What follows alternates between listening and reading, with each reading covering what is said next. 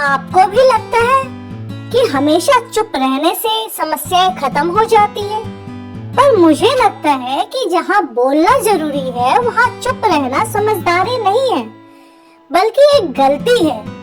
शब्द अगर कड़वे भी हो तो बात सुलझा सकते हैं, लेकिन चुप्पी अक्सर रिश्तों और हालातों में ऐसी गांठ लगा देते हैं जिसे खोलना नामुमकिन हो जाता है।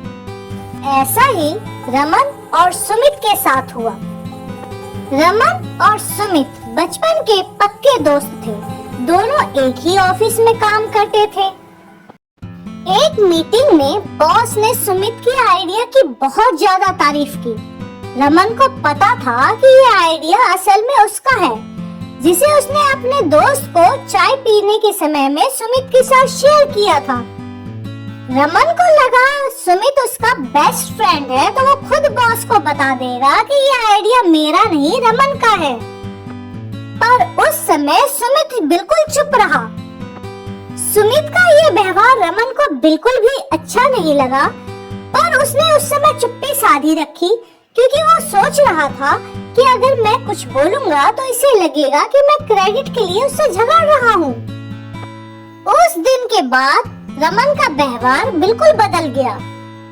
अब वो सुमित से बहुत कम बात करने लगा, उसके फोन को इग्नोर करने लगा।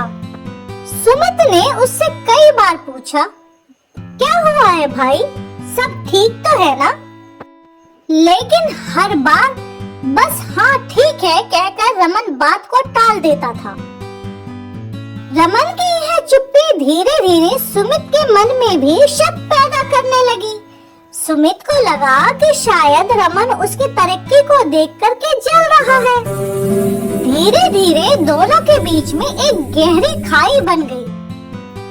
ये जो दोनों के बीच में सालों पुरानी दोस्ती थी, बातचीत बंद होने से बिल्कुल खत्म हो गई।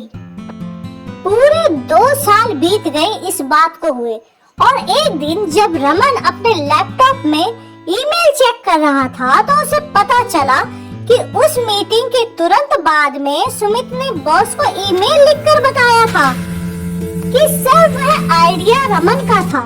मीटिंग में मैं नर्वस था इसलिए बोल नहीं पाया, और बॉस ने वह प्रोजेक्ट रमन के नाम पर दिया था, लेकिन रमन ने गुस्से में कभी वह मेल चेक ही नहीं किया था और ना ही सुमित को कभी सफाई देने का मौका दिया था।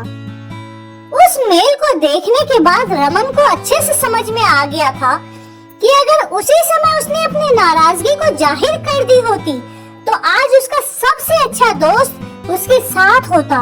उसकी ज्यादा चुप्पी ने एक प्रोजेक्ट ही नहीं बल्कि एक अनमोल रिश्ता भी उससे छीन लिया था।